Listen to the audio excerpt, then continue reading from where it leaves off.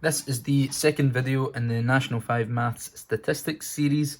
The first video focused on finding the mean, median, mode and range, and you can find that video in the previous video in the playlist. This video is going to focus on the learning intention of this video, which is quartiles and Semi Interquartile Range. So the latter you can only figure out how to do once you actually know what quartiles are, but that's what this video is going to recap. So as we said in the last video, we learned mean, median, mode and range, and we're going to discount essentially two of those in this video. We're not going to talk about the mean, we're not going to talk about the mode at all. We will, however, be talking about the median and the range quite a fair bit. So let's get started then. So let's just recap our definitions from last time. Now these definitions might be ever so slightly different, but we have, first of all, the median. Okay, so in the last video we defined the median as essentially the middle number in an ordered list, which it is. If you have an ordered list of numbers, the median is the middle number. But in this video we're going to think of it in a slightly different way for the purpose that we're doing here. So in this video we're going to think of it as the value that splits an ordered list into two equal bits. Now, if you can understand that, then that's the exact same thing, isn't it? If you've got the middle number in a list, that's also the number which splits that list into two different bits. Okay, if it's halfway between, it means it split it into two halves. Okay, so that's what we're going to consider the median as in this video. We're also going to be introduced to this new thing, which is quartiles, and those are defined as the values. So we should notice that we've got plural now. The median is just one thing, the value. The quartiles we have multiple of, so that's the values that split an ordered list into four equal bits. So if you're taking these notes down yourself, which I would recommend, I would highlight a few things there. So I would highlight, for the first one, 2 equal bits, and then for this one, for the quartiles, I would say 4 equal bits. Okay, these are the easiest, that's the easiest way that you can think about quartiles in my opinion. There are other definitions that we could have went for, but obviously, where does the word quartiles come from? Well, if you think about quartiles, you're thinking about quarters. Okay, what are quarters? Well, it's 4 bits. Okay, so if you can remember that quarters is 4 bits, then quartiles splits a list into 4 equal bits. And if you can remember those things, then the rest of this should be reasonably straightforward. Okay, so big question is, why do we have quartiles? And why is a really important question in statistics in general. Why are we doing this? Well, you're doing it because it's useful in some way. And for this one, why do we have quartiles? Well, quartiles tell us about distribution and spread. Okay, so similar to what we talked about yesterday, mean, median and mode are all types of averages, whereas the range told us about the spread of data. Quartiles tell us about the spread of data as well. Why do you need to know that? Well, how spread out is some data can be really useful information a lot of the time, because not everything conforms to the average. Not everything is round about the mean. Sometimes that data can be really spread out and different, and we need to understand how spread out it is to know how good the data is. Okay, so that's why we have quartiles. So let's kind of dive in and see what we're going to do with them. So example 1. So we've got the following data shows the ages of 11 people on a family holiday. So if you've ever been on a big family holiday, the distribution, remember distribution just means, again, the spread and kind of how staggered they are. Okay, so the distribution of the ages on that holiday might be something like this. So here's my 11 people's ages. So we've got a 3-year-old, 16-year-old, couple of 17-year-olds, 18, 20, 3 21-year-olds, a 23-year-old and a 52-year-old. Okay, so quite a big spread of ages, you would think there. So if we just pause for a second, and if I was to just ask you for the range of that data, in fact I'll put it up here. Okay, well, what would the range of those ages be? Well, remember, the range is the highest minus the lowest, h minus l. The highest age there is 52, and the lowest age there is 3. So we have a range of ages of 49. Okay, so the range is 49 in this question. But if you knew nothing about this data apart from that the range of ages was 49, you might expect that there would be loads of different ages all mixed together. It would be a really kind of even distribution of ages. But in fact, we can see from the raw data, from the numbers, that it's not even close to an even distribution. If you were to kind of hypothesize what this holiday might look like, we've clearly got all these kind of teenagers in the middle, and a few kind of early 20-year-olds. So we might think that this 52-year-old here is either a parent or a grandparent, and then this 3-year-old down the bottom is probably a grandchild or a young, somebody's young child. And then all of these people in the middle are maybe sort of friends, cousins, siblings, all aged the same, essentially. Okay, then maybe the two kind of oldest, other than the 52-year-old, maybe these two people are the parents of the 3-year-old. Okay, so just a range of 49 doesn't really tell us the whole picture. So what we do is we split it up into quartiles. And the first thing we need to do that is we need to get the median. Okay, so what is the median of this data going to be? Well, the median, using our first definition, is the middle number in an ordered list. We do have an ordered list, but using our other definition, it's the value that splits an ordered list into two equal bits. So if we've got 11 things, we're going to go for the 6th thing in the list, which is going to be that number. 20, we can see that's the middle number in the list, and it also splits our list into two equal parts. Now hopefully we can see that, because in this side we have 5 things, and on this side we have 5 things with the median in the middle. So I know that my median is 20. Okay, what about these quartiles then? Okay, now what do the quartiles do? The quartiles split an ordered list into 4 equal bits. Okay, so how do we split this into 4 equal bits?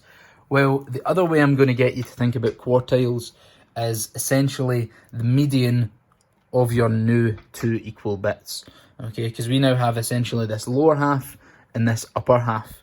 And if I split the middle bit into another 2 equal bits, I will essentially get, I'll switch to my blue pen now, that the median of the lower half is 17 and the median of the upper half is 21.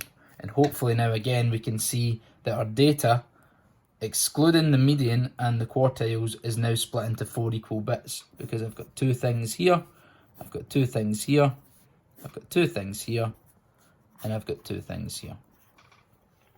Okay, so that means my quartiles, now I have my lower quartile, again this is a wee definition,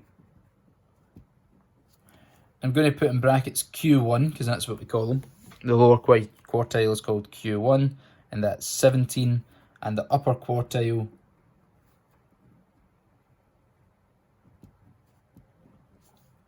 and that's actually called Q3, is 21. Okay, so everyone should have a burning question looking at that, which is, well, if the lower quartile is Q1, the upper quartile is Q3, where is Q2? Well, it's right in front of you. This is Q1. In fact, I'll do it in my black Sharpie. This is Q1, this is Q3, and in fact the median is Q2. So in the first video we had a definition for the median, this video we have a new definition for the median, and in fact we also have a new name for the median as well, which is Q2. It is still the median, but we also need to remember that it is the middle quartile. Okay, so that is our introduction to quartiles. Let's see what they're all about, essentially, and let's see what the point in them is. So let's switch to the other side. So we've got, in fact, keep him there so we can see it. Okay, so example 2, we've got, copy out the following numbers. So we've got 4, 6, 11, 13, 5, 9, 8, 1, 15, and 6. And what we need to do is we need to find the median, and we need to find the lower and upper quartiles. And I left them blank just now because I'm just going to put in brackets, lower is Q1, upper is Q3, and the median is Q2. Okay, so we need to find those things. So how are we going to do that? Well, hopefully everyone has noticed the first problem here about my list, which is it's unordered. Okay, my list is not in order, okay, which means I can't do my statistics on it yet, the particular type of statistics I want to do. So the first thing I need to do is I need to write that list out in order, which is usually the bit that most people make mistakes on, so hopefully I won't here. So if I need to put these in order from smallest to biggest, let's see what I've got. I've got a 1, I don't have a 2, I don't have a 3, I do have a 4, I have a 5, I have 2 6s,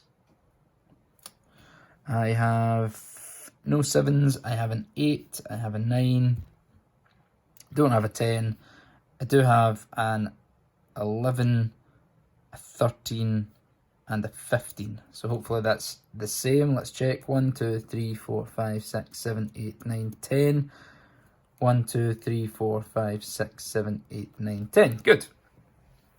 Okay, so I've got my numbers in an ordered list. Okay, so what I need to do now, I need to find the median.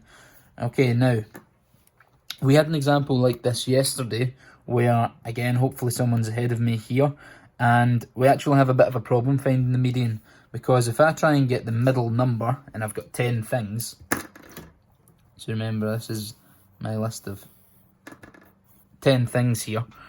Okay, well the middle would be right about in here, wouldn't it? I'll use this one. My median would be in there, my median, and I'm going to put Q2 under it as well, is actually in there. It's in between 6 and 8. But in this case, it's actually quite easy to work that out. If it's in between 6 and 8, it's 7. Okay, so my median, my Q2 is 7. Remember, if you can't work that out, remember you just do 6 plus 8 and divide it by 2. 6 plus 8 is 14, divided by 2 is 7. So that's your other way of always finding the median if it's between two values. Okay, so that's good. We've now split my list into 2 equal bits, which is what the median does. Okay, now that's part A ticked off. I now need to find the lower and the upper quartiles, Q1 and Q3. Well, remember the lower quartile splits, the quartile split it into 4 equal bits, and I told you that the lower quartile was essentially the median of the lower half. So you cover it up there, just look at your lower half, 1, 4, 5, 6 and 6. What's the median of that? Well, it's the middle number, which is this one. Okay, so that's your Q1. And then cover up the bottom half and look at the top half. We've got 8, 9, 11, 13, 15. So Q3 is the middle number there, which is that one. Okay, and that's it. That's us found the median, and we found the lower and upper quartiles. Okay, so we can just kind of summarise them at the bottom if you like. Q1 is 5, Q2, the median is 7, and Q3 is 11. Okay, and that's that. That's our second example done. Let's move on. So now that's how we find quartiles. That's how we find what they are. But let's move on to this, and hopefully my green Sharpie isn't shining through too much and we'll still be able to read this. So we've got the Semi Interquartile Range now. So this was the other thing that we had to work out in this video. So let's just recap what we know. So we already know that the range is the highest number subtract the lowest number. We've talked about that already. In other words, the difference between the largest and smallest.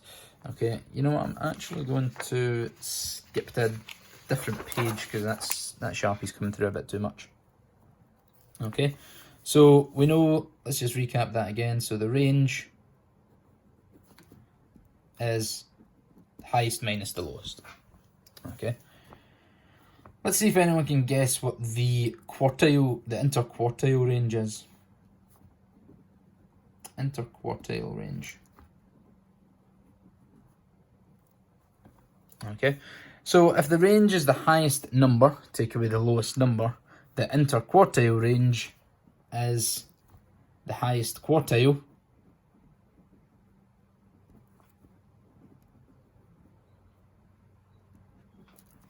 subtract the lowest quartile.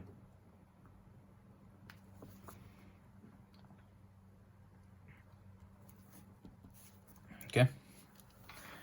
So the range is the highest number, take away the lowest number. The interquartile range is the highest quartile, take away the lowest quartile. Or in other words, it's Q3, take away Q1. Okay, so the interquartile range is Q3 minus Q1. And that's all you have to do. So for example, in my last one where we had that Q3 was 11 and Q1 was 5, my interquartile range here,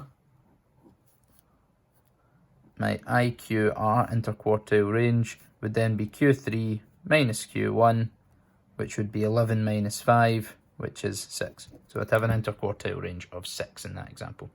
Okay. But interquartile range wasn't in the heading of this video. It was actually the semi interquartile range. So quite a long term, and this has some hyphens in it.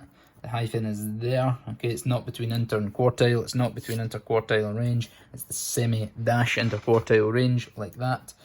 And it's basically the interquartile range, so the IQR, divided by 2.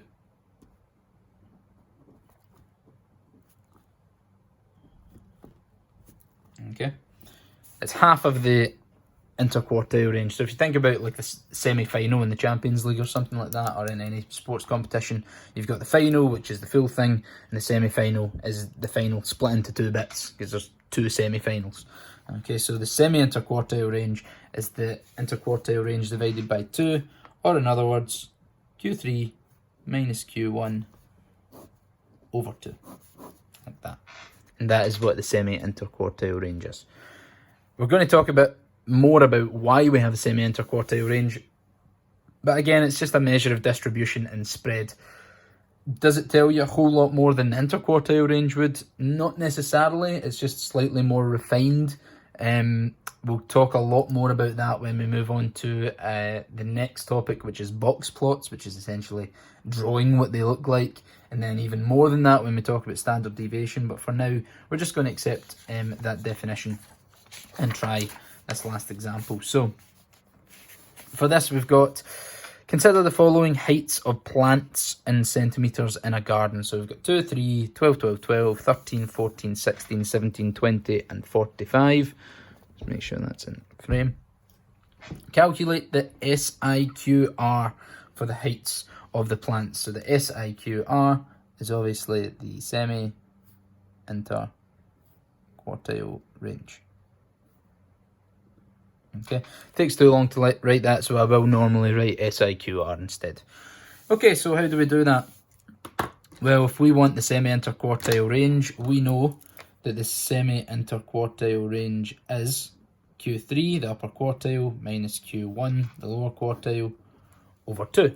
So Q2 isn't in this calculation. We don't actually need the median for the actual calculation.